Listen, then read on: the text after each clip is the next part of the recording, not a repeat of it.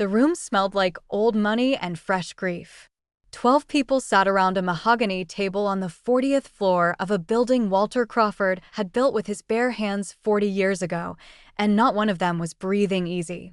Elena Whitfield Crawford sat at the far end, spine straight, hands folded, wearing black that had been chosen not for fashion but for restraint. She had buried her husband 6 days ago. She had not cried in public once. That, apparently, was a crime in this family. "Let's just say what everyone's thinking," Bradley Crawford said, leaning back in his chair like he owned the air in the room. He was Walter's only son, 41 years old, tailored suit, signet ring, the kind of smile that had never once apologized for anything. "She married my father when he was 68 and she was 34. He's been dead less than a week, and she hasn't shed a single tear in front of any of us." Some widow. A cousin near the window snorted. An aunt looked down at her hands, pretending not to enjoy it. Nobody defended her. Nobody ever did. Elena said nothing. She had learned, over 9 years, that silence cost her nothing and explanations cost her everything. "I'll say it plainly," Bradley continued, standing now, addressing the room like a man delivering a verdict instead of an insult. "She's here for one reason. To see how much of my father's company she gets to walk away with. Let's all be honest about why we're really in this room." The laughter that followed wasn't loud. It didn't need to be. It was the quiet, confident laughter of people who believed they already knew how this story ended. Gold digger marries widower, gold digger inherits a slice, gold digger disappears into a life of borrowed luxury while the real family picks up the pieces. At the head of the table, attorney Howard Reyes did not laugh. He had worked for Walter Crawford for 26 years. He had drafted 4 versions of this will. And he was the only person in that room who knew that everyone present, every single one of them, had no idea what was actually about to happen. He opened the folder in front of him slowly, the way a man opens a door he knows leads somewhere no one is ready for. "Before I begin," Howard said, "I'd like everyone to remember exactly what was just said in this room. You're going to want to remember it. To understand why that laughter would haunt Bradley Crawford for the rest of his life, you have to understand who Elena Whitfield really was before anyone called her a gold digger. She had not married into wealth. She had walked into Crawford Industries 9 years earlier as a forensic accountant hired on an 11-month contract, brought in quietly by the board to find out why a $140 million manufacturing company was bleeding cash it could not explain. She was 31 years old, recently divorced, living in a 1-bedroom apartment above a laundromat, and she was, by every metric that mattered to the people now mocking her, nobody. Walter Crawford noticed her on her 3rd week. Not because she was beautiful, though she was, but because she was the only person in a boardroom of 40 executives who had found, line by line, exactly where his company was dying. She had traced $11 million in falsified vendor contracts back to a logistics partnership Bradley himself had personally approved 2 years earlier, a partnership that existed, on paper, to optimize shipping and existed, in reality, to funnel money to a shell company Bradley quietly controlled. Elena did not go public with it. She walked into Walter's office, closed the door, and laid the entire trail in front of him without a single word of accusation toward his son. She let the numbers speak. Walter Crawford, a man who had built an empire by trusting almost no one, looked at the woman who had just handed him the truth about his own bloodline and said something he would repeat for the rest of his life. "You didn't have to bring this to me quietly. You could have taken it to the press, to the board, to a competitor. You chose to protect my family instead of destroying it. That tells me everything I need to know about you." He fired no one publicly. He restructured the partnership instead, quietly absorbed the losses, and never told Bradley that Elena was the reason his fraud had been buried instead of exposed. It was, Walter would later say, the first mercy Bradley never knew he'd received, and the last one he would deserve. Walter offered Elena a permanent position. She refused twice. He offered her a partnership stake instead of a salary increase. Unusual, irregular, the kind of arrangement boards hate and lawyers love to argue about, and she accepted only because the work mattered more to her than the politics around it. Over the next 4 years, Elena Whitfield rebuilt Crawford Industries from the inside. She renegotiated supplier contracts that saved $19 million annually. She restructured 3 failing divisions instead of letting them collapse, saving over 600 jobs. She did it all from behind closed doors, with no title that matched her actual influence, no public credit, and no name on a single press release. By the time Walter Crawford fell in love with her slowly, honestly, over years of dinners that started as business meetings and became something neither of them expected, Elena had already quietly become the most important person in his company. The marriage, when it finally happened, was not the beginning of her power. It was the beginning of everyone underestimating it.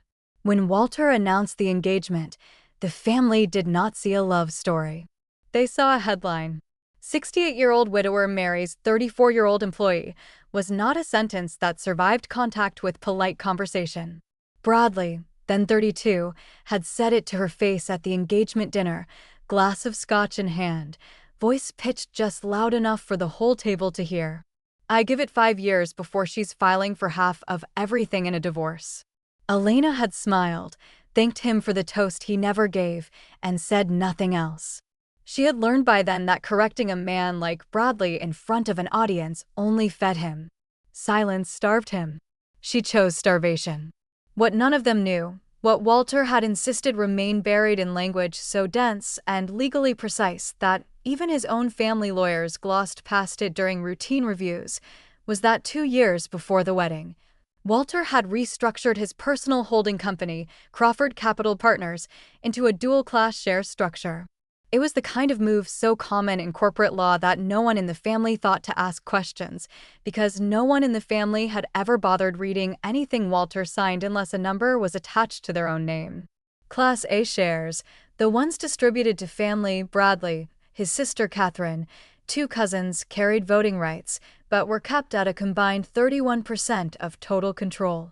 Class B shares, the ones held in a private trust under the name EWC Holdings, carried no public attribution at all and represented the controlling 51% of the entire Crawford empire. Howard Reyes had drafted that trust personally. He had filed it the same week Elena Whitfield agreed to marry Walter Crawford, not because of the wedding, but because Walter had told him, with the calm certainty of a man who had seen exactly how his family treated people they considered beneath them, they are going to underestimate her for the rest of her life. I want to make sure that mistake costs them everything, the day they finally find out. For 9 years, that trust sat untouched, unspoken, unknown to anyone but 2 men, Walter and his lawyer, and 1 woman who didn't even know it existed. Elena Whitfield Crawford had spent nearly a decade being called a gold digger by a family that had no idea she was already, quietly, the single most powerful person at that table. She found out the truth in the exact same room they did. Walter Crawford died on a Tuesday morning in early spring, in the chair by the window of his study, a cup of coffee going cold beside him and a half-finished crossword on his lap. Elena found him there. She had known, in the wordless way spouses sometimes know, that something had shifted in the house before she even opened the door. She did not scream. She sat down beside him, took his hand, and stayed there for almost 40 minutes before she called anyone, not out of denial, but because some part of her understood that this was the last quiet moment she would ever have with the only person in 9 years who had never once made her feel small. 3 weeks before his death, Walter had grown quieter than usual. He had taken to long afternoons in his study with Howard Reyes, conversations Elena was gently, deliberately excluded from. She had assumed it was business. Walter had let her assume that. What she didn't know was that Walter had spent those final weeks doing something he had delayed for years out of a stubborn, almost romantic belief that he had more time, finalizing every detail of a plan designed to protect her not just financially, but completely, from a family that had spent nearly a decade treating her like an intruder in her own life. She is going to walk into that reading and they are going to humiliate her one last time, Walter told Howard during their final meeting, 2 days before he died, because they think it's the last chance they'll ever get. I need you to let them.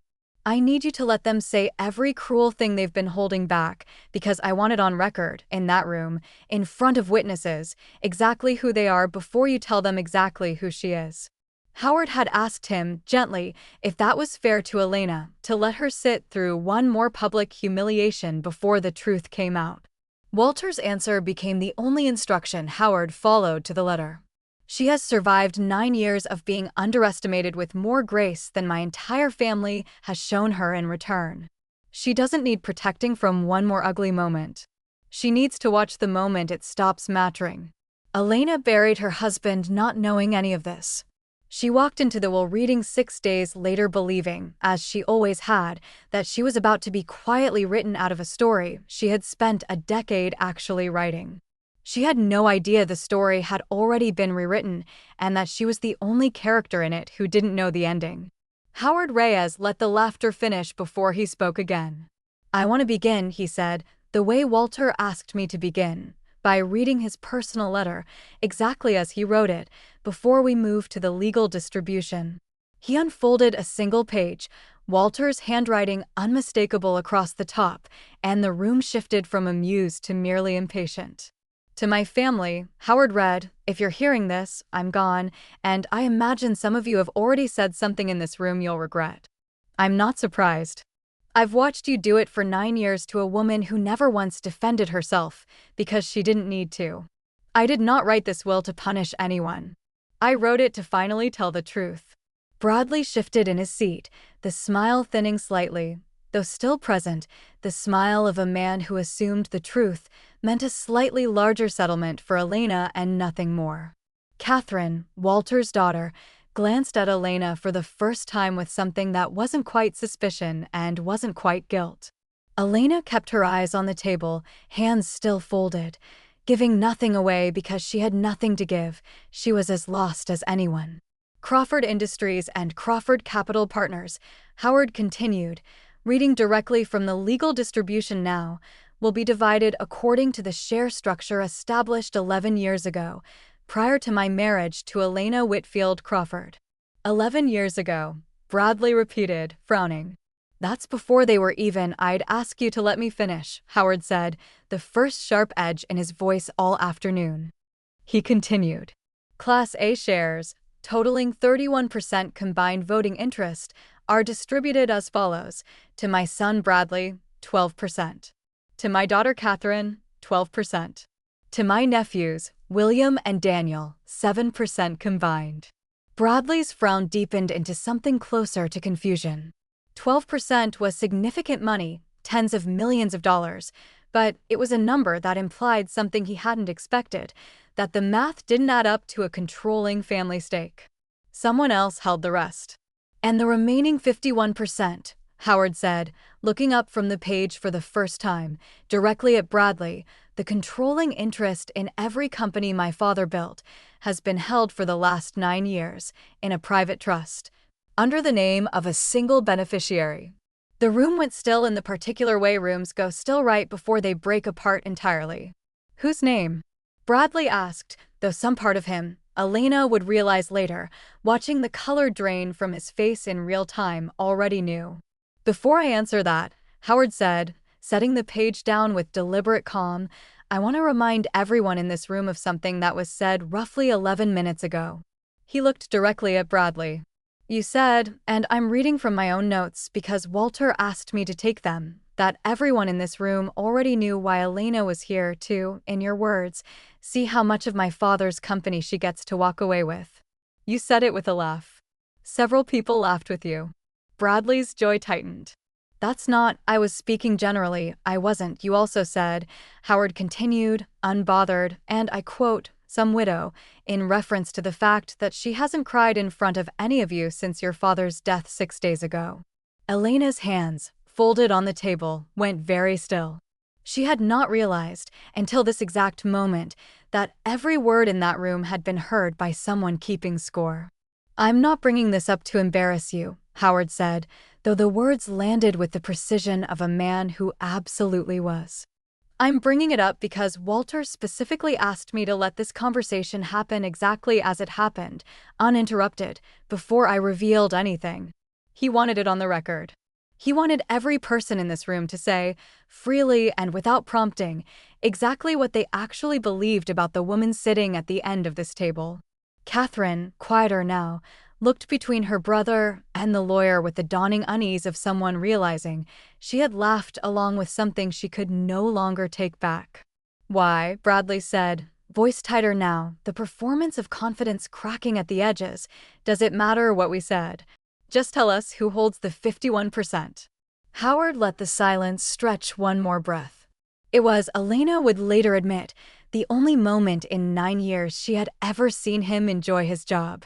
11 years ago, he said, before any romantic relationship existed between Walter Crawford and Elena Whitfield, your father restructured his company's ownership specifically to protect the one person who had already saved it from collapse. A forensic accountant your father hired to investigate why Crawford Industries was losing money it couldn't explain." He turned to a fresh page. That investigation traced $11 million in fraudulent vendor contracts directly back to a shell company secretly controlled by his own son. The room turned as one to Bradley. "That's a lie," Bradley said, too quickly, too loudly, the kind of denial that confirms exactly what it's denying. "There's no proof of that. She fed you this story. This is exactly the kind of manipulation I've been saying the proof," Howard said, sliding a thin folder down the table, "has been sitting in a sealed file with this firm for 9 years, alongside the trust documents. Exactly as your father instructed. Forensic accounting reports. Bank transfer records. The shell company's registration documents, which list your signature, not Elena's, as the authorizing officer." He let the folder sit there, untouched, radioactive. "Your father chose not to expose you publicly 9 years ago. He chose, instead, to quietly absorb the loss, restructure the partnership, and protect the family name, because the woman who found the fraud asked him to handle it privately rather than destroy you in front of the board. She had every reason to ruin you that day.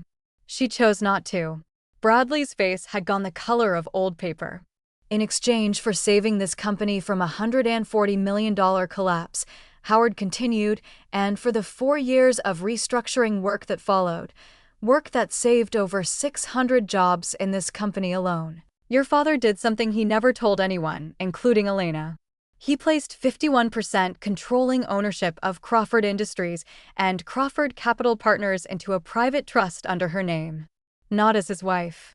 As the person who had already, quite literally, saved everything you've spent your life believing you were entitled to."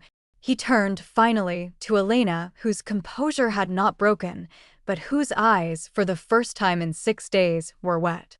"Mrs. Crawford," Howard said gently, "you've held controlling interest in this entire company since 4 years before you ever married him. He didn't give you this company when he died. He gave it to you 9 years ago, in silence, because he didn't think you needed his name to deserve it. He married you 4 years after that, because he loved you, not because he was buying your loyalty, and certainly not," he glanced once, coldly, at Bradley, "because you were buying his." The room that had laughed 40 minutes earlier did not laugh now. Catherine had her hand over her mouth. The cousins who had snorted along with Bradley sat frozen, recalculating, in real time, exactly how much of their inheritance now depended on the goodwill of the woman they'd spent the afternoon humiliating. Bradley sat motionless, staring at the folder he hadn't opened, a man watching 9 years of carefully maintained contempt collapse into a single, irreversible fact. The woman he had called a gold digger across a dozen family dinners had been the most powerful person in every room he'd ever mocked her in, and had simply chosen, every single time, not to say so. "Why," he finally said, voice cracked open, no performance left in it at all, "why didn't you ever tell us?" Elena looked at him for a long moment before she answered, not with cruelty, not with triumph, but with the same quiet honesty she had carried into that boardroom 9 years earlier. "Because the truth was never going to change what you already believed about me. People like you don't listen to evidence. You only listen to consequences. What happened in the weeks after the reading was not revenge." Elena would insist on that point for the rest of her life, in the rare moments she spoke of it at all. It was simply gravity, finally allowed to function the way it always should have. The forensic file Howard had produced wasn't just historical record. Walter had instructed it be formally filed with the board the moment the will was read, triggering an immediate compliance review under Crawford Industries' own bylaws. Bradley's 12% ownership stake, it turned out, came with fiduciary obligations he had been quietly violating for years, not just in the $11 million incident 9 years prior, but in 2 more recent contracts the original investigation had flagged as worth re-examining. The board, now reporting to a controlling shareholder who had personally rebuilt 3 of their failing divisions and who had every receipt to prove it, did not hesitate the way they might have under softer leadership. Within 6 weeks, Bradley Crawford was removed from every operational role in the company that bore his last name. His Class A shares remained his. Elena made no attempt to seize them, despite having the legal standing to challenge them given the fraud findings, but his influence, his office, his assistant, his company credit card, and the quiet deference an entire building had shown him for a decade, evaporated with a speed that stunned everyone except the woman who had simply stopped protecting him. Catherine came to Elena privately, 3 days after the reading, not to apologize exactly. The Crawfords, Elena had learned, did not apologize easily, but to ask quietly if there was a path forward that didn't end with the family fractured beyond repair. Elena's answer surprised her. "I'm not interested in punishing people for 9 years of bad assumptions," she said. "I'm interested in finally being seen for what I actually did. There's a difference. Your brother built his life on the assumption that being underestimated meant being powerless. I let him believe that because correcting him never seemed worth the energy. I'm done managing his comfort. That's all that's changing." It was, in its own way, more devastating than revenge would have been. Bradley had spent a decade armed for a war Elena had never been interested in fighting. When the war finally came, it wasn't an attack. It was simply the absence of someone who had spent years quietly cleaning up messes no one else even knew existed, and the sudden, brutal clarity of what the company and the family looked like without her shielding them from their own worst instincts. 3 months later, an internal audit, conducted under Elena's new authority, not out of malice, but out of basic operational responsibility, uncovered a 4th fraudulent contract, smaller than the others, but undeniably Bradley's, dated less than a year before Walter's death. It was the kind of detail that, once uncovered, made any remaining sympathy for him in that boardroom evaporate entirely. The board voted, unanimously, to pursue legal restitution. Bradley did not contest it. There was, for the first time in his life, no laughter in the room to hide behind. 6 months after the will reading, Elena Whitfield Crawford stood at the head of the same boardroom table where she had once been laughed at, addressing the company's senior leadership as its formally appointed chief executive officer, a position the board had voted her into not because she controlled 51% of the shares, though she did, but because every executive in that room had spent the last 6 months watching her run the company with a precision and calm none of them had ever associated with the quiet woman who used to sit at the far end of family dinners saying nothing at all. She did not give a speech about betrayal. She did not mention Bradley by name, not once, in 9 months of public company communications. She understood, in a way few people in her position ever allow themselves to, that dignity wasn't something you announced. It was something you simply continued to practice, especially in front of the people who had once tried to take it from you. Catherine remained on the board and, to Elena's quiet surprise, became one of her most reliable allies, not out of guilt, though there was some of that, but out of a genuine, if delayed, recognition that the woman she'd watched her father fall in love with had earned every inch of the ground she now stood on. The 2 women never became close in the way sisters might, but they built something steadier, mutual respect, built on 9 years of evidence neither of them could argue with anymore. Bradley Crawford did not disappear from the city, though he might as well have disappeared from relevance within it. He settled the restitution case quietly, sold his remaining shares within the year, not because Elena forced him to, but because staying connected to a company that no longer needed his name had become its own quiet humiliation, one no boardroom laughter could ever talk its way out of. The last anyone heard, He had moved 2 states away and taken a minor advisory role at a company with no connection to his father's name, a small, unremarkable life. The exact inverse of the empire he had once assumed was simply waiting for him to inherit. Elena thought of him rarely and without anger, which surprised even her. The anger, she realized somewhere in those first quiet months as CEO, had never really been about Bradley specifically. It had been about 9 years of being told, in 100 small ways, that her competence didn't count unless someone more powerful vouched for it first. Once that lie collapsed, there was very little left to be angry about. Bradley wasn't a villain she needed to defeat.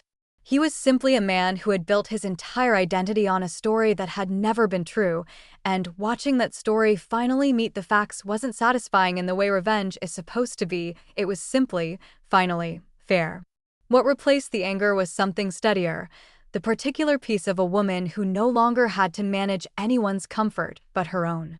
On the 1-year anniversary of Walter Crawford's death, Elena returned alone to the same boardroom, now mostly empty in the early evening light.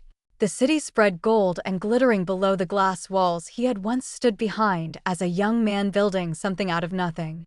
She thought about the version of herself who had sat at the far end of that table 13 months ago, hands folded, absorbing one more public humiliation with the same silent grace she'd practiced for 9 years, not because she was weak, but because she had never needed their belief to know what she had built. She thought of Walter's letter, the line Howard had read just before everything changed. I want every person in this room to say, freely and without prompting, exactly what they actually believed about the woman sitting at the end of this table. He had given her something rarer than money. He had given her proof, undeniable, witnessed, on record, that she had never needed defending. She had simply needed time and the patience to let the truth arrive on its own schedule instead of hers.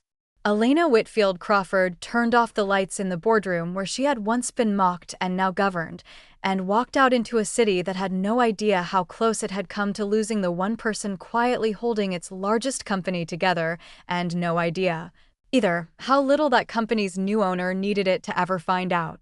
Some people spend their lives demanding to be seen. Elena had simply waited to be undeniable.